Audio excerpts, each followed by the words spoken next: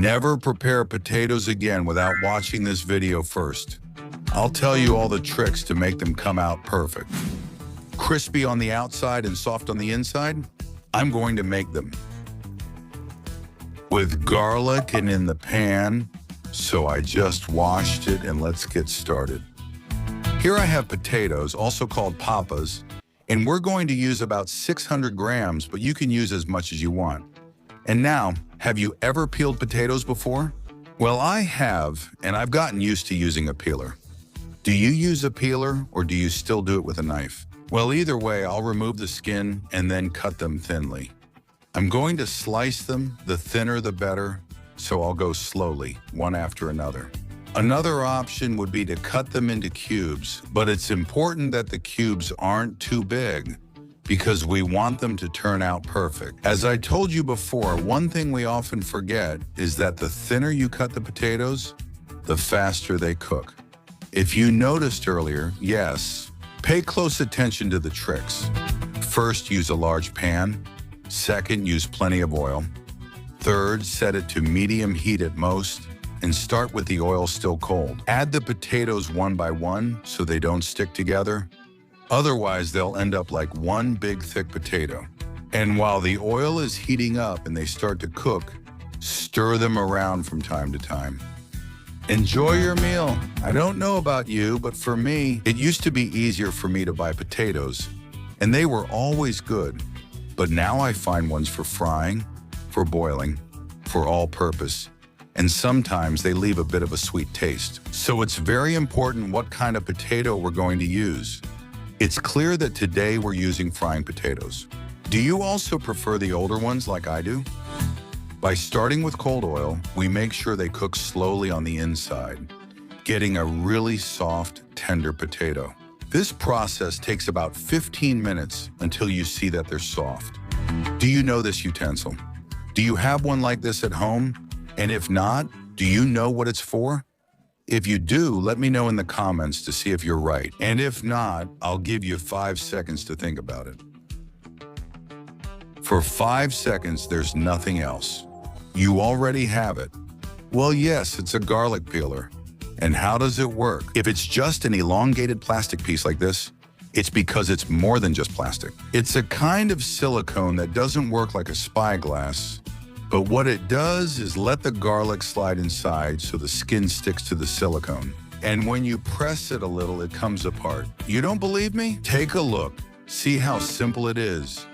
You just have to put the garlic clove inside and press it against the table or directly against the countertop. You're going to make it roll over itself, and then either the skin falls off by itself or it stays on like a shirt. You can take it off directly with your fingers without getting your fingers dirty or anything. It's wonderful. Next, cut the garlic cloves. I'm using 5. Slice them to give some flavor to the potatoes. Remember, we had them in oil, over medium heat at most. All right, so let's wait those 15 minutes, and when you see they're soft, it'll be time to add the garlic. But not just that, it's also time to turn up the heat. Let's turn it up a couple of notches higher for 2 or 3 minutes so the garlic cooks and browns a little. Another little trick straight from my grandma is to add, besides garlic, 1 or 2 small chili peppers. Try it and let me know. I'm sure you'll love it. If you're asking why I'm using a spatula instead of a slotted spoon, it's because the slotted spoon is hard to use. And when you stir the potatoes from time to time, you can break them. I find it much more comfortable to use the spatula, which is also very thin. If I see that 2 potatoes are sticking together, you can separate them simply by sliding it between them, like this. Perfect. After a few minutes, you'll see the garlic begin to brown slightly. And that's going to be the moment to give it the final touch. Because when you see that everything is cooked, we just want it to brown so we can get it to the point each of us likes. So a couple more notches of heat will help with that task. And as always, throughout today's recipe, stir from time to time. That way you get the golden color you like and the crispiness that we all enjoy. Of course, I'm almost there. Just a few more minutes. I'm really looking forward to enjoying some amazing fries.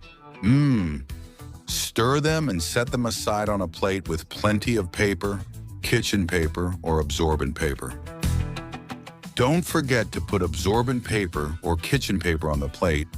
It will absorb the excess oil and your fries will be crispier.